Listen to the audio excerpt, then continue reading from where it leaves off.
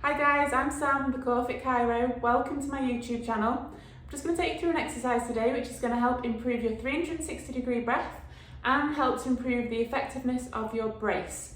So first of all, I'm just going to talk to you about what your 360-degree breath is and why it's so important. So why is your 360-degree breath so important and what actually is that? So your breath is the foundation of your core, and your core is made up of your diaphragm, your pelvic floor and all the abdominal wall muscles the whole way around.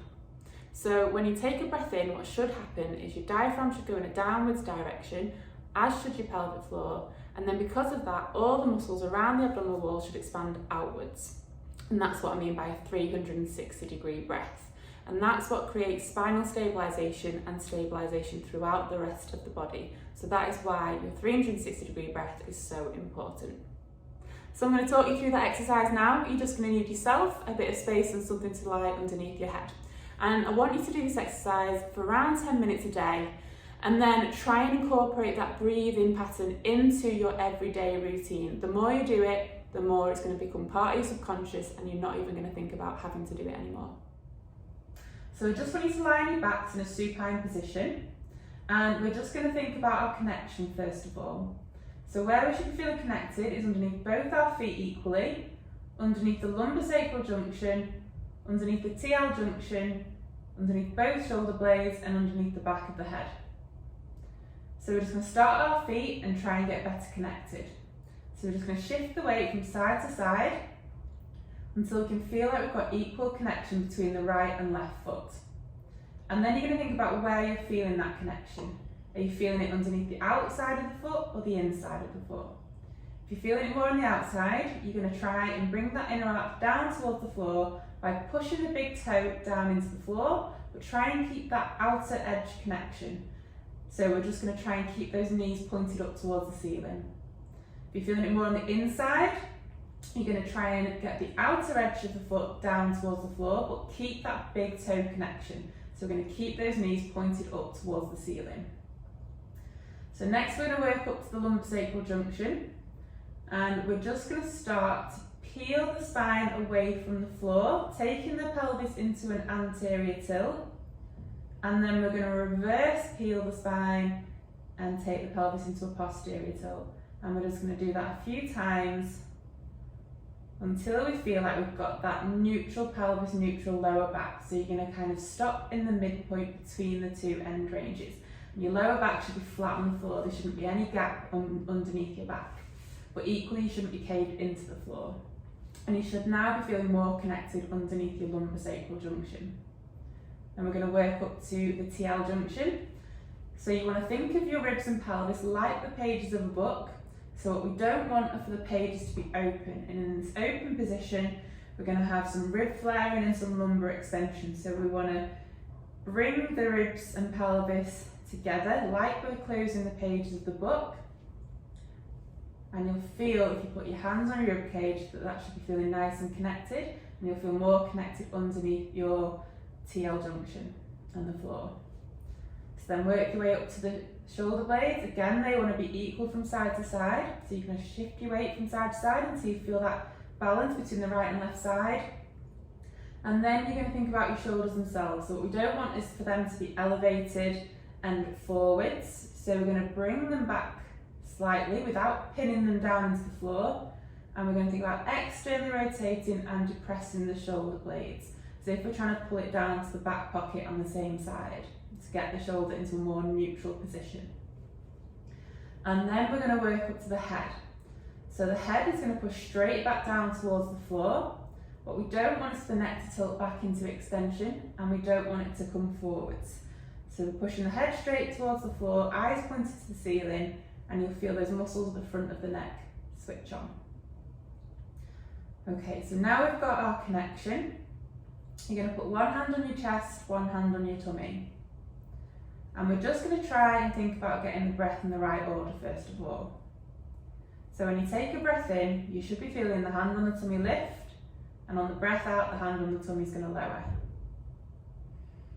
So really just try and visualise what's happening. Think about that hand on the tummy lifting on the breath in and lowering on the breath out.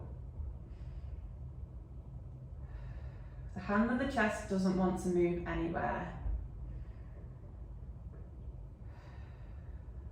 Breathe in through your nose, out through your mouth, through pursed lips. Imagine that you're blowing through a straw. Just spend a little bit of time doing this breathing pattern, just trying to get the breath in the right order first of all. So if you want to just pause this video, just so that you can spend a bit of time doing this breathing pattern, that's fine, and then you can start again when you're ready to move on to the next bit. So now we've got the breath in the right order, what we're going to do is try and create the 360-degree breath. So I want you to put your hands around your tummy and around your abdomen. So thumbs are going to be grabbing around into the back, but what I don't want is for your shoulders to push forward, so try and keep those neutral. Okay, so what we want to feel when we're taking a breath in is that 360-degree expansion of all the abdominal wall muscles.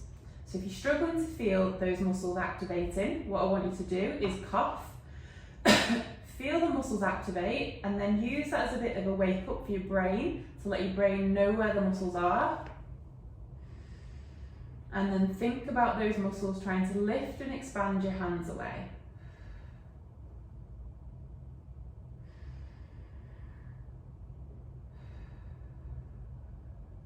If you struggle with that even, you can do it in stages, so you can just press into the front of the abdominal wall first of all, give it a bit of a prod. And then think about those muscles. You can cough if you need to. Think about those muscles lifting your fingers towards the ceiling. And then when you've got the front muscles, you're going to push into the sides and think about those muscles at the sides, pushing the thumbs outwards. Again, if you need to, you can cough. And when you feel like you've got those muscles, grab around into the back. And again, think about those muscles pushing the thumbs down towards the floor now.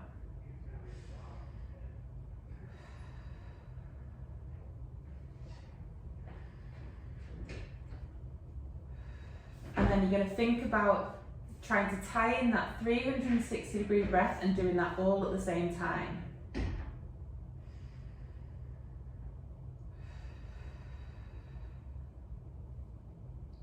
You might need to spend a bit of time doing this in the first few tries because it's quite difficult at first, but when you get the hang of it, it becomes much more easy.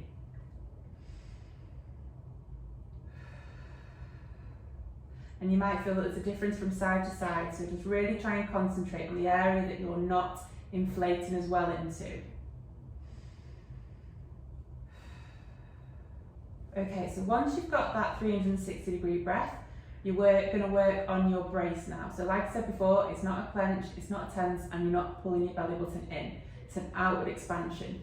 So you're going to take your 360-degree breath in, and then before you take your breath out, you're going to do an outward push like you're imagining that you're about to fart, and then try not to let the muscles completely relax as you're breathing out. So remember to breathe in through your nose and out through your mouth, through pursed lips, like you're blowing through a straw. 360-degree breath in, outward push, and then try not to let the muscles completely relax as you're breathing out.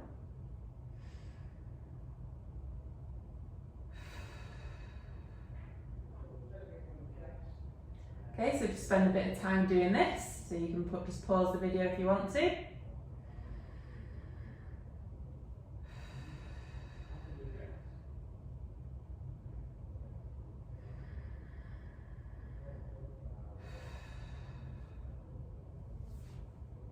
Okay, so that's the 360-degree breath and brace exercise complete. As I said earlier, I'd like you to do this exercise for 10 minutes every single day, and then try your best to incorporate it into every aspect of your life as often as possible. The more you do it consciously, the more subconscious it will become, and then you won't even have to think about doing it. So that's me, Sam Davis, the CoreFit Chiro. I really hope you enjoyed my video. If you did, please comment on it, please subscribe to my channel, and please share the video with as many friends and family as you can. So if you can also head over to my Instagram page, it's the CoreFit Chiro. I'd really appreciate a follow.